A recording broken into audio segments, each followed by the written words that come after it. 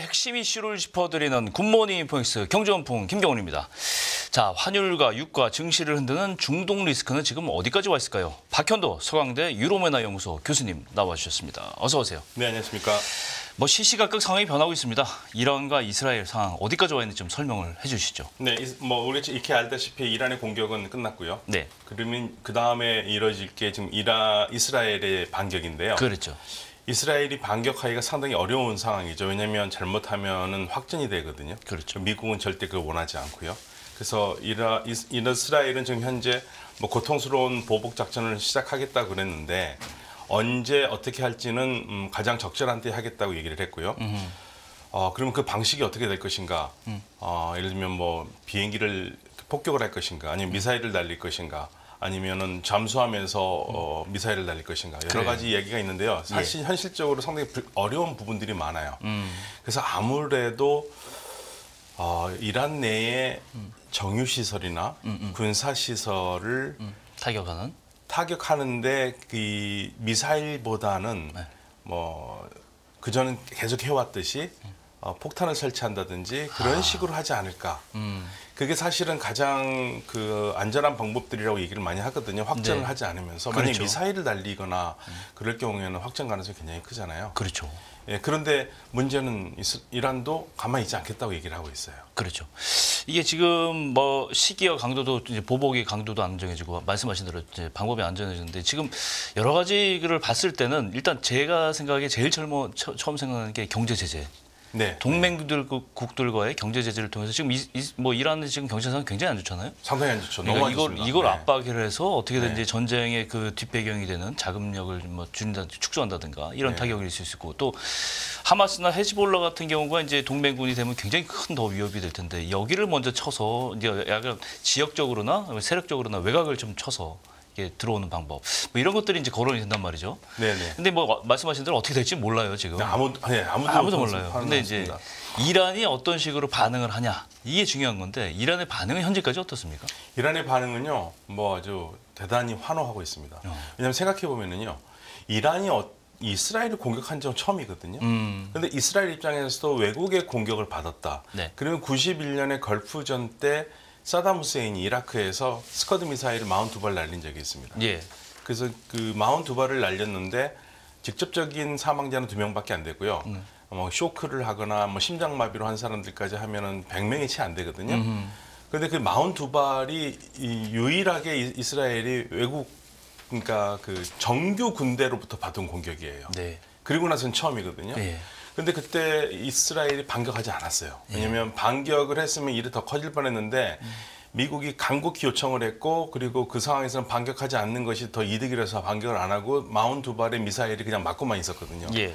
근데 이번에는 그거보다 더 많은 드론과 미사일이 날라왔어요. 그렇죠. 순항 미사일 이란 쪽에서 발표한 것만 해도요. 순항 미사일이 45개, 45기. 네. 그리고 탄도미사일이 110기, 네. 드론이 170기거든요. 170대거든요. 그러니까 어마어마하게 맞았기 때문에 타격을 받은 건데. 예. 그래서 이스라엘도 지금 자존심이 너무 상한 겁니다. 그래서 이란에게 반드시 복수를 해야겠다라는 생각을 하고 있는데 근데 사실 우리가 한 가지 짚어봐야 될 게 있는데요. 예. 지금 이란의 공격만 가지고 지금 우리가 얘기를 많이 하는데 이란이 왜 공격했나의 그 배경에 대해서는 좀 우리가 이해를 해야 할 필요가 있어요. 예. 이스라엘이요. 4월 1일에 주 시리아 이란 영사관을 공격했습니다. 그렇죠. 근데 그게 1961년 외교 관계에 관한 빈 협약이 있는데 전 세계가 조인한 61년에 61년에 채택을 해서 64년에 발효가 된 건데 여기에 따르면 22조의 외교 공간은 불가침 지역이에요. 이제까지 그렇게 지켜준 거잖아요. 네. 그런데 이스라엘이 그거를 깼거든요. 근데 국제사회는 그걸 아무도 얘기를 안 해요. 그러니까요. 그래서 사실은 어떤 면에서는요. 이란이 얘기한 대로 이란이 유엔 헌장 51조를 들어서 자위권 발동한 거에 대해서 발동한 거는 문제가 없어요. 네. 그러면 이란의 공격을 받았으니까 이스라엘이 반격을 한다는 걸 너무 당연시하는데 사실은 이스라엘이 먼저 공격을 한 거거든요. 그렇죠. 그러니까 이 부분들을 얘기를 안 하고 자꾸만 이란이 잘못했다고만 하니까 이건 좀 약간 형평성이 좀 어긋나는 부분이 있습니다. 그렇죠. 네. 그러면서도 이란은 그동안 사실은 전면전 한 적이 없고 사실은 그림자 전쟁이라고 해서 다시 배후 세력이라든가 동맹 세력을 통해서 이게 대신 대리 전쟁을 지금 거기에 시리아에 무기 공급을 한다든가 이런 식으로 해왔는데 그러면서도 이제 전면전은 원하지 않는 상황인데 전면전 원하지 않는 특이한 배경이 있을까요? 전면할 수가 없습니다. 만약에 이란이 이스라엘 전면전을 해가지고 이스라엘과 이란만 싸운다면 이란이 하려고 할 거예요. 해볼 만한데 미국이 끼어들지 않습니까? 이번에 방공망을 아이언돔. 이스라엘만 막은 게 아니라 영국도 들었었죠, 미국도 들었었죠, 프랑스도 들었었죠, 요르단까지 들었었습니다. 예. 그러면 만약에 전쟁을 한다면 이란은 이스라엘만 전쟁한 게 아니라 이 다섯 나라와 전쟁을 해야 되는 거예요. 절대적으로 불리하네요. 할 수가 없습니다. 그렇군요. 이 경제적인 타격 아까도 말씀을 드렸는데 이 경제적인 타격을 무시할 수가 없어요. 이란의 인플레이션이 지금 40%가 넘었다고 해요. 굉장한 뭐 하이퍼 인플레이션인데 이란의 통화 리알하잖아요. 리알하고 환율도 뭐 지금 엄청나게 급락을 했고 이란의 경제 상황 좀 정리가 좀 될까요? 최악입니다. 그러니까 예를 들면 어느 정도라고 생각하시면 되냐면요. 우리나라의 최고급 호텔에 가가지고 커피 3잔 마시고 뉴욕 치즈 케이크를 2개 시키면 얼마나 나올까요? 우리나라 호텔에서? 우리나라 호텔에서. 글쎄요. 저 호텔 가보지 그래서 한 10만 그게 원 아마 정도? 10만 넘게 나올 겁니다. 너무 나오죠? 예. 예. 이란에서는요. 그게 환율이 너무 떨어져가지고 예. 그 돈을 환산을 해보면 예. 거의 뭐 2만 원 정도면 돼요. 최고급 호텔에서. 리알화로 지불했을 때. 이해를 지불하면 환산을 해보면요. 그렇죠. 예. 그런데 문제는 뭐냐면 그 경제가 어렵긴 어려워요. 예. 굉장히 어려운데 안에서는 괜찮거든요. 예. 그러니까 밖에 나오지 못하는 겁니다. 아하. 제가 한 4, 5년 전에 이란에서 손님이 와가지고 한국에서 근데 이 손님이 한 말이 굉장히 인상적이었어요.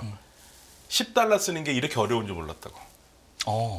네, 10달러면 한 15,000원 되잖아요. 그러니까 이란 자국 내에서는 뭐 굉장히 가치가 있는데 네. 밖에 나와 보니까 이 10달러로 쓰면 손이 떨리는 거예요. 그 환산을 해보면. 네, 그렇죠, 그렇죠. 예, 그러니까 이란에서는 그 10달러면 그렇죠. 어마어마하게 돈을 가지고 쓸 수가 우리나라에 있는데 오면 뭐 진짜 커피 한 잔, 그러니까 호텔에 가고 커피 그 한 잔 값도 안 10달러 되니까. 쓰는 게 이게 어렵다. 그러니까 특히 이란 내에서 있는 사람들은 못 느낄 수도 있지만 그렇죠. 이란 바깥으로 나온다는 건 거의 불가능합니다. 그러니까 대학 교수 월급도 3분의 1 토막이 나버린 거고요. 그렇죠.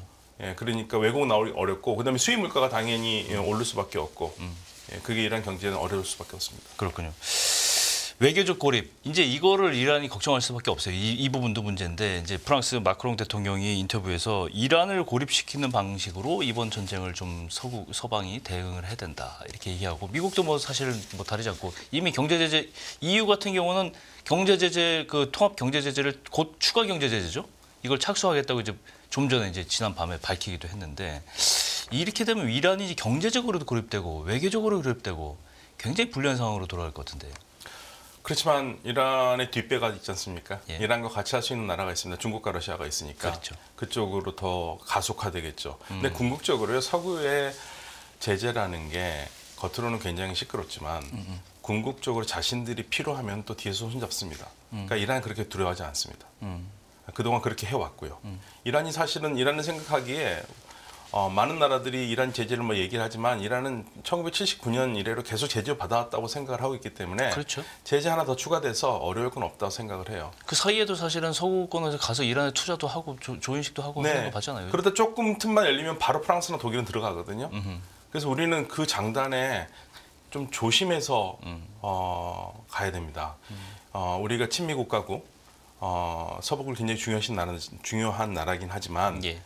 그 나라가 이란 제재를 한다고 그래가지고 우리가 같이 덩달아서 숟가락을 얻는다는 것은 좀 조심스럽게 생각을 해봐야 될 문제입니다. 이거 함부로 뛰어들어서 문제가 아닙니다. 그렇군요. 아직 뭐 어떻게 되는 상황인지 모르니까 더더욱 그런데 게다가 미국이 G7하고 공조해서 이란 혁명 수비대에 대해서 테러 조직 지정을 검토하고 있다고 한다.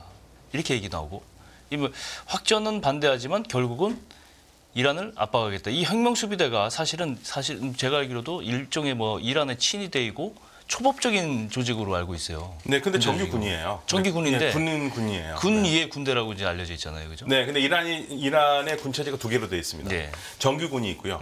그다음에 혁명 수비대가 있는데 왜 혁명 수비대를 만들었냐면 1979년에 이슬람 혁명이 성공했을 때 예. 보통 우리가 혁명의 성공은 군이 충성을 맹세히 하는 거잖아요. 그렇죠. 근데 그걸 미적지근했어요. 정규군이. 그래서 당시에 그 혁명 지도자였던 호메이니 옹이 네. 이래서는 이슬람 혁명이 갈 수가 없다. 그래서 이슬람 혁명으로 투철한 정신에 가진 부대를 만들자 해서 만든 게 혁명 수비대거든요. 그래서 이원화가 돼 있습니다. 그래서 혁명 수비대는 6회 공군이 다 있는데 정규군 육군은 넓은 국토를 방위하고 혁명수비대는 핵심적인 부분, 수도라든지 이런 쪽이요. 그리고 해군은 대양을 정규군이 하면 혁명수비대 해군은 핵심적인 페르시아만 지역, 호르무즈 이런 지역을 맡고 담당하고. 있고요. 네. 네. 그리고 우리 배 납포한 것도 혁명수비대입니다. 예. 그리고 공군은 비행기는 일반 공군에서 날리지만 미사일 이런 시설들은 이런 그 우주항공 같은 것은 혁명수비대 가거든요. 이원화가 되어 있는 정규 부대입니다. 그래서 사실은요. 미국이 아무리 그런다 하더라도 혁명수비대를 테러 조직으로 한다는 것은 그거는 좀 어불성설이에요. 네, 어떤 점에서 그렇습니까? 아니 그 정규군이거든요. 네. 정규군은 어떻게 테러 조직으로 테러 지정을 할 수 있을까요? 네. 그게 만약에 게릴라 조직이라든지 뭐 그런 조직이라면 이해가 한 가지만 국가의 정규군을 테러 네. 조직으로. 그럼 우리로 치면 해병대를 테러 조직으로 하는 거 똑같은 거예요. 그러네요. 네. 그러니까 이건 사실 국제법에 어긋납니다. 이게 문제를 그러니까 그거는 제가 생각하기에는 미국이 보복은 하기 싫거든요. 네. 예, 확전하기는 원하지 않고 그런데 뭔가 가시적인 걸 해야 되니까 빌미가 좀 있어야 예, 되니까. 강수를 두는 것 같은데 저는 효과적인 방법이 아니라고 생각합니다. 그렇군요. 근데 추가적으로 이 혁명수비대는 그러면 이제 왕을 수호한 원래 뭐 아니요, 혁명수비대는 이란의 이제 왕정은 무너졌고요. 왕정이 무너졌는데 최초에 할 때도 그 슬로건이 그거 근데 아니에요? 최고 지도자를 제일 중요시 얘기죠. 최고 지도자를 위해서 정규 왕이 아니라 그죠? 그러니까 사실은 최고 지도자를 위해서라기보다는 이란을 위해서 하는데 이 최고 종교적 지도자, 신념을 위해서 예, 한다. 밀접한 연관이 돼 있죠. 그렇죠.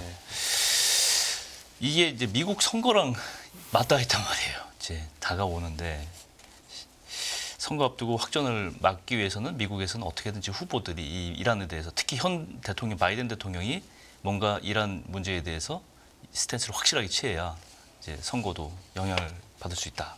근데 이제 중동 정책에 바이든의 중동 정책에 대해서는 미국 내에서는 부정적인 여론이 많단 말이에요. 아까 말씀하셨다시피 이스라엘이 먼저 공격했는데도 불구하고 그런 문제는 뒷전으로 두고 이란에 대한 보복 이런 거에 동참을 하고 제재를 가한다. 근데 어쨌든 바이든의 외교 능력 이게 좀 도마에 오를 것 같은데 어떻게 보세요? 사실은요 이런 말 하기 좀 그러는데 미국 사람들에게 이란은요 우리 북한이라고 생각하시면 됩니다. 그렇죠. 굉장히- 미국 사람들이 적으로 생각하는 주요 대상 중에 네, 하나잖아요. 대선 중에 굉장히 강력한 국가고요. 만약에 바이든 대통령이 이란에서 점수를 따려면 사실은 미군이 공격하는 게 제일 점수를 많이 딸 거예요. 악의 무리들을 예, 수탄하는 건가요? 강력한 보임. 근데 그렇게 실제로 할 수가 없거든요. 예. 그래서 지금 미국이 내놓는 수들이 오히려 악수가 되는데 아하. 이게 애초부터 네. 이 가자 전쟁, 이 이스라엘 하마스 전쟁을 빨리 미국이 마무리를 했었어야 됩니다. 그러면 이스라엘 어떻게 쓰든지 더 이상 전쟁하지 않도록 막았어야 되는데 그걸 일단 실기를 했고요. 못했죠. 예, 그리고 지금 미국의 바이든 행정부가 계속 끌려가요. 네타냐후 정부에. 네. 이 네타냐후 정부는 그래서 이스라엘 네타냐후 정부는 올 11월까지 계속 전쟁을 해도 무방하다는 생각이거든요. 그러면 바이든 행정부는 그 막지 못하면은 제가 봤을 때는 지금 미국 민주당 지지층에서도 바이든 대통령에 대한 분노가 심하기 때문에 트럼프가 대통령이 되면 뭐 팔레스타인 문제가 더 나아지지는 않을 거라고 보지만 그렇죠. 그래도 한 번은 혼을 내야 된다 하면서 바이든 대통령에 대한 지금 칼날을 갈고 있거든요. 그러면 이런 사람들이 투표를 안 나가거나 접전 지역에서 반대표를 던지거나 그러면 그렇죠. 뭐 바이든 대통령이 이길 가능성이 없잖아요. 그래서 지금 바이든 대통령은 먼저 지금 이스라엘 하마스 전쟁을 빨리 끝내는 게 가장 지금 좋은데 이 일은 더 꼬여서 더 어려운 상황입니다. 네타냐후도 협조를 안 하고 있는 거예요. 협조 안 합니다. 절대 결론적으로 그렇게 되는 거예요. 네, 절대 안 할 겁니다. 이제 외교 관계 참 복잡해요. 외교 관계는 그렇고 지금 우리나라 문제인데 중동전이 딱 터지다 보니 원달러 환율이 지금 어제 같은 경우는 1,400원 넘었다가 뭐 1,400원 비슷한 선에서 마무리가 됐고 10원이나 올랐어요. 엔달러도 이제 154, 100엔당 150. 네. 중동 리스크가 이 신흥국에 영향을 크게 미쳐요. 네. 일단 세계 경제 전체적으로는 어떤 식으로 영향을 미치고 있는지 정리가 좀 해볼 필요가 있을 것 같은데.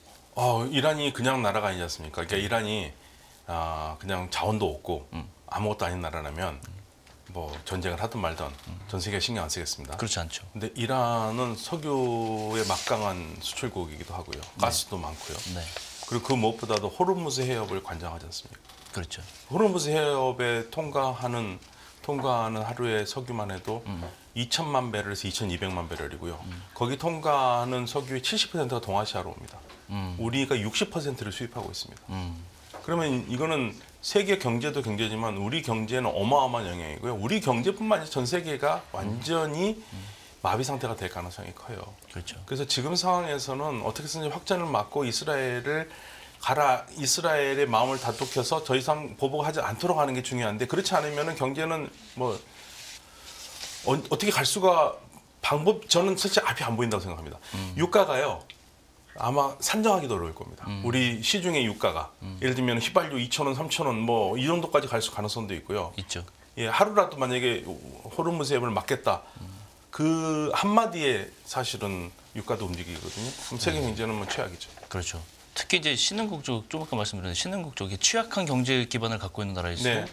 여기 굉장히 좀 취약하다. 네, 그럴 수밖에 없습니다. 예. 모든 남미 국가들이라든지 그러니까요. 동반 하락이고 지금 우리도 뭐 영향을 받는데 우리보다 경제 사정이 더 안 좋은 남미나 신흥국들은 더 강력하게 받을 수밖에 없는 상황이죠. 결국 그 문제가 세계 경제의 불황의 씨앗이 될 수 있고 그렇습니다. 시발점이 될 수가 있는 네, 거예요. 코로나보다 더 할 겁니다. 그렇죠. 그런 점에서 이제 굉장히 엔화도 지금 이렇게 영향을 받는데 이게 지금 오늘 사실은 그 제가 들어오기 전에 잠깐 속보를 확인했는데 이란 외교장관과 일본 외교장관이 통화를 했어요. 네. 근데 이란 외교장관은 한 말을 우리가 좀 새겨봐야 될 게 이번 우리 이란의 공격은 제한적이었다. 그러나 다음 공격은 하면 더 강력하고 폭이 클 것이라고 얘기했어요. 아유. 그러면은 이스라엘이 어떠한 작전을 해서 만약에 이란이 보복을 한다면 지금보다 더 크거든요. 그러면 경제 상황 더 나빠질 수밖에 충격이 없어요. 더 클 수 있죠. 더 큽니다. 이런 가운데 이제 오늘 밤이죠. 미국 워싱턴에서 이제 G20 재무장관 회담 열리는데 이제 여기서 한미일 재무장관 회의가 이제 열린단 말이에요. 중동 정세 불안이 이제 핵심 이슈가 되겠죠. 공동 대응을 할 방안이 좀 나올 것 같은데 우리나라도 이란 제재에 동참을 하게 될 그런 상황이잖아요. 지금 어떻게 보세요? 저는 안 했으면 좋겠어요. 정말 안 했으면 좋겠습니다. 우리가 그 이란에 줘야 될 돈을 못 줘가지고 고통을 2년 이상 겪었잖아요. 뭐 2, 3년 이상 겪었고요. 예. 70억 달러. 예. 결국에는 미국이 주긴 줬죠. 근데 우리를 위해서 준 게 아니라 미국의 인지를 풀기 위해서 줬습니다. 그러니까 우리가 당연히 줘야 될 돈을 못 줘가지고 그것 때문에 미국이 막고 있었기 때문에 우리는 주고 싶었는데 미국이 막고 있고 그 주면 제재 위반이 되기 때문에 우리가 못 준 건데 예. 그 사이에 우리와 이란 관계는 너무 나빠졌고요. 그리고 이렇게 되면은 제일 약한 고리 중에 하나가 한국입니다. 우리 배 납부될 가능성이 굉장히 커요. 호르무즈 해협에서 그렇죠. 수입을 해야 되는데 예. 그럼 우리 경제 파장은 더 큽니다. 그러니까 우리가 굳이 제재에 동참할 필요가 있는가? 예. 저는 정말 우리 정부가 좀 정말 깊게 생각을 해서 최대한 제재하지 않도록 지혜를 발휘했으면 좋겠어요. 이 추가 질문인데요. 확정 가능성과 관련해서 지금 이란과 동맹을 맺을 수 있는 건 아까 중국과 러시아가 뒤에 있다고 하는데 중국과 러시아가 만약에 이 사안에 개입하는 순간 일이 커지긴 하는데 아마 그런 파국은 제가 좀 가능성이 낮다고 보고 하마스나 헤즈볼라 외에도 이란과 또 약간 궤를 같이 할 수 있는 국가들은 뭐 시아파, 수니파 나눠져 있지만 이거를 이제 오랜 그 앙숙 관계를 좀 청산을 하고 동맹을 맞아서 이게 이스라엘을 공격할 가능성 이런 건 어떻게 생각하세요? 아니요, 공격할 가능성 없습니다. 없어요. 공격할 가능성은 없는데요. 확전이 되면은 이게 단순하게 확전이 되는 게 아니라 이란과 이스라엘 전쟁이 아니라 네. 이 영내 전체가 불바다가 될 가능성이 있어요. 중동 전체가. 전쟁 전체가 네. 예 유탄을 맞을 가능성이 굉장히 크거든요. 그렇죠. 네. 그렇게 되면은 만약에 확정이 된다고 생각해 보세요. 그러면 이스라엘이나 미국이 항공기를 날려서 이란을 치고 그럴 거 아닙니까? 네. 그럼 미국의 기지들이 전부 다 아랍 국가들에 있거든요. 그렇죠. 아랍 국가들도 본인은 원하지 않지만 참여하게 되는 거거든요. 그러면 이란은 그거를 뭐 어쩔 수 없다. 너가 미군 기지가 있으니까 그런 거 내가 이해해줄게. 그럴 수가 일 없어요. 없잖아요. 그러니까 예. 이번에 요르단이 그런 케이스거든요. 예, 요르단에 미군이 있었고요. 예. 요르단에 있는 미군이 미사일을 방어를 했어요. 이란에서 날라오는 거. 네. 그랬더니 지금 이란이 어떻게 되냐면 요르단에서 지금 칼을 갈고 있습니다. 네. 요르단 국왕의 군복을 입고 있는데 거기에 이스라엘 깃발을 다는 그러한 사진을 짤로, 예, 그러면서 요르단을 비판하고 있고 비난하는 거죠. 네. 그리고 이란 정부도 요르단에 대해서 가만두지 않겠다. 또 그러면은 요르단에 있는 미군 기지를 공격하겠다 얘기를 했거든요. 예, 이런 상황이기 때문에 중동 전체가 불바다가 될 거고요. 네. 이란이 가지고 있는 어마어마한 미사일이 결국에는 최악의 경우에는 주변 국가들이 유전을 다 불바다로 만들 수 있거든요.